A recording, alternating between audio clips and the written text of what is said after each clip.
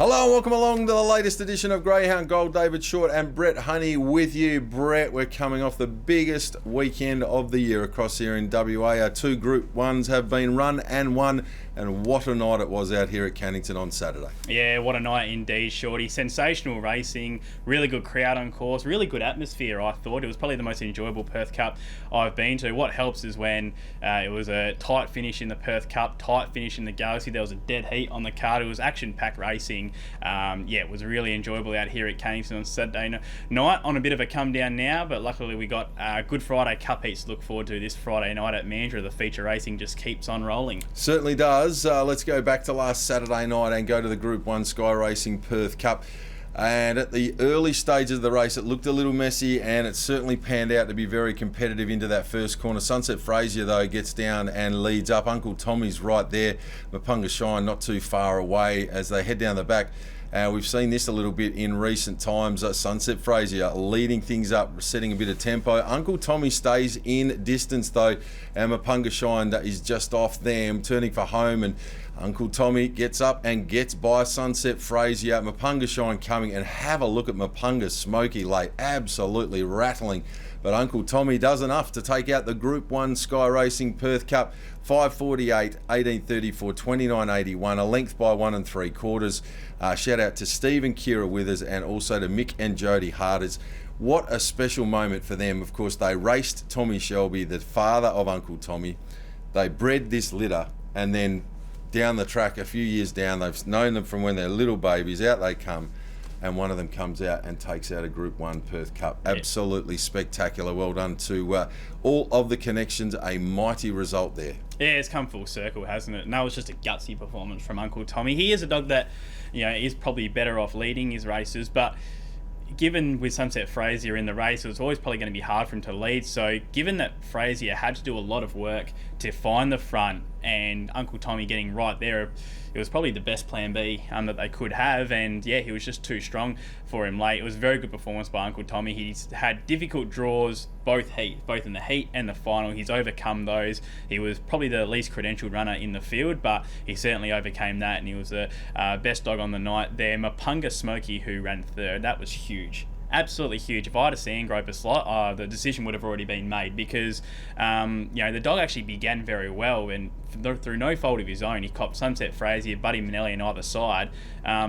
Was not far off winning this Perth Cup. That was a huge effort, and we saw the week before how fast he is. So yeah, Mapunga Smoky surely gets a phone call in the coming weeks there. That was a very good performance, but a cracking Perth Cup there on Saturday night. Indeed, and the other of the Group 1s was a wonderful race as well. The Group 1 Galaxy final. West on Booney prevailing from the fast finishing Jelly Manelli and Chloe Ant.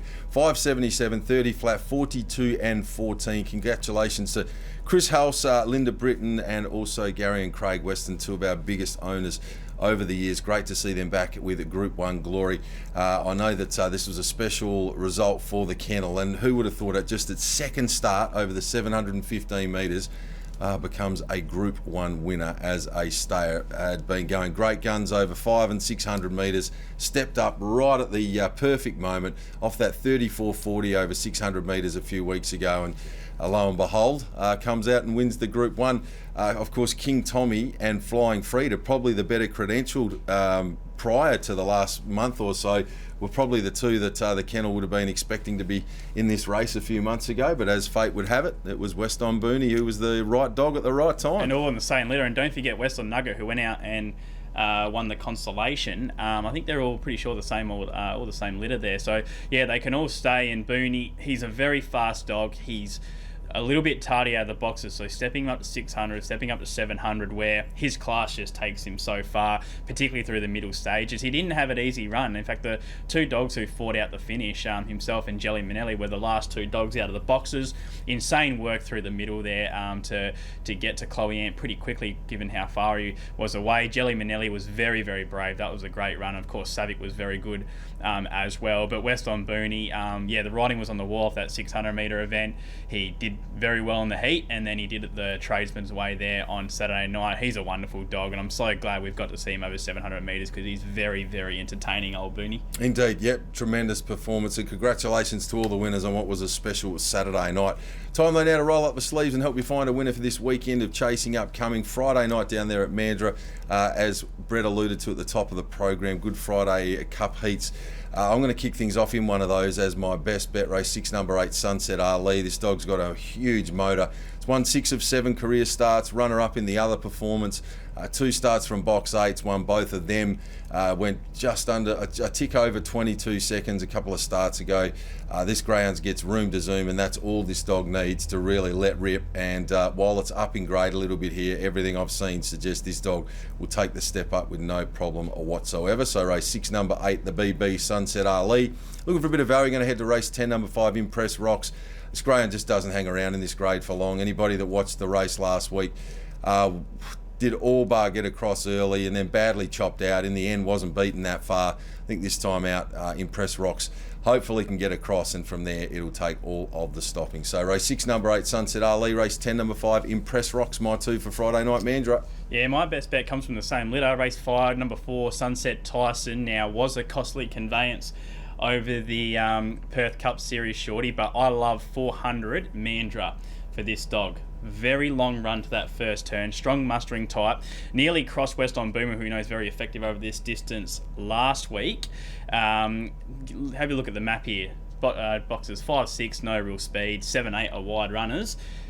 He's going to get across here, shorty. And 400 metres, there's no catching him. So I didn't get burnt over the Perth Cup Series, so I haven't got the bandages that some others have with Sunset Tyson, so I've got no PTSD coming into this event, but I just think this is set up for him. That long run to that first turn at Mandurah is very suitable for dogs like him and Sunset Fraser and the like there, so I'm going to go race 5, number 4, Sunset Tyson. Looks like I've lost you there, shorty.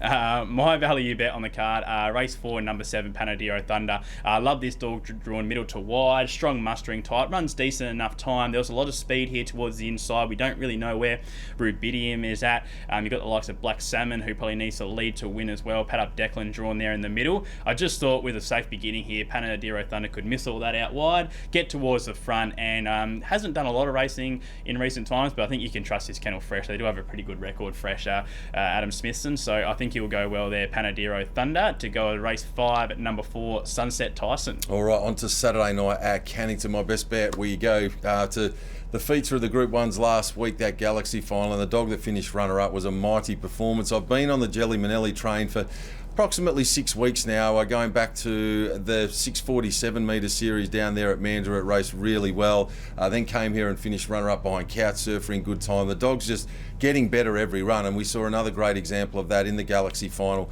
on Saturday night. I think back to graded company here, it just looks put on for Jelly Manelli. Only has to run to something similar to the performance we saw of Saturday night, and it's likely to take a power of beating. And looking for value, you're going to go race 3, number 8, Nangar Chief. Had no luck in a cup heat a couple of weeks ago, not sighted last week, but the run prior is the one that really makes me sit there and take notice, because it was runner-up behind West on Booney over the 600. It was the one setting the fractions for West on Booney in that particular race. Now seeing West on Booney 2 weeks later as the Galaxy winner, it's got to read up as pretty decent form, I would have thought. From box number 8, just needs to get through that first corner unscathed, and if it can posse up somewhere near them down the back straight, I expect Nangar Chief to be charging home, and I would have thought at a pretty reasonable quote as well. So race 4, number 4, Jelly Manelli the best. Race 3, number 8, Nangar Chief on an each-way basis, the value. I think we might be on the same page here, shorty. My best bet, race 4, number 4, Jelly Manelli, was simply outstanding in the Galaxy without actually winning the race.